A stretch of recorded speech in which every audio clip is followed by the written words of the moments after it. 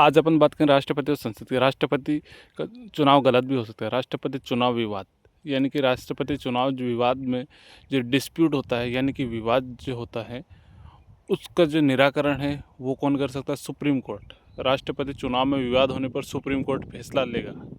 ये आर्टिकल 71 के तहत है।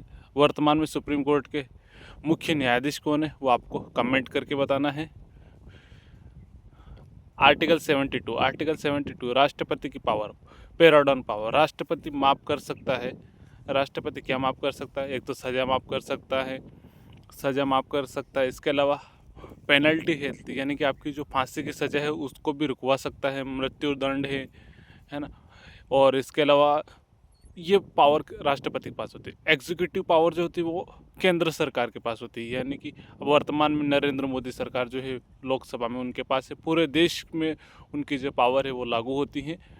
वो जो भी फैसले लेते हैं पूरे देश में लागू होते हैं। काउंसिल ऑफ मिनिस्टर यानी कि राष्ट्रपति अकेला कार्य नहीं करते हैं। राष्ट्रपति अकेले कार्य नहीं करते हैं।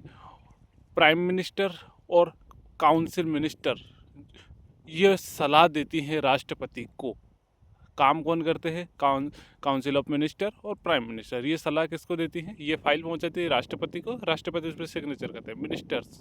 मिनिस्टर्स प्रधानमंत्री जो होते हैं वो अपॉइंटमेंट करते हैं, यानी कि नियुक्ति करते हैं मिनिस्टर्स की, और उनका लोकसभा में कलेक्टिविटी रिस्पॉन्सिबिलिटी, उत्तरदायित्व बनता है सभी सांसदों को सुनना। अटॉर्नी जनरल ये सरकार के कानूनी सलाहकार होते हैं।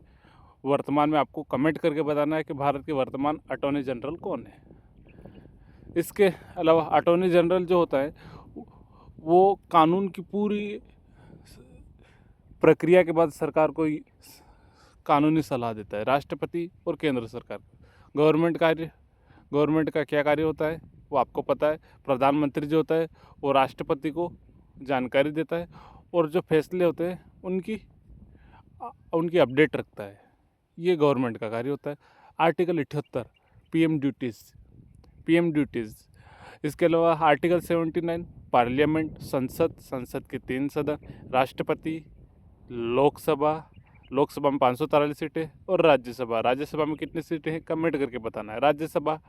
राज्यसभा जो होती है इसके कुछ मेंबर्स जो होते हैं वो इलेक्टेड होते हैं, चुनाव जीत कर आते हैं, और कुछ जो होते हैं वो राष्ट्रपति द्वारा नॉमिनेट किए जाते हैं।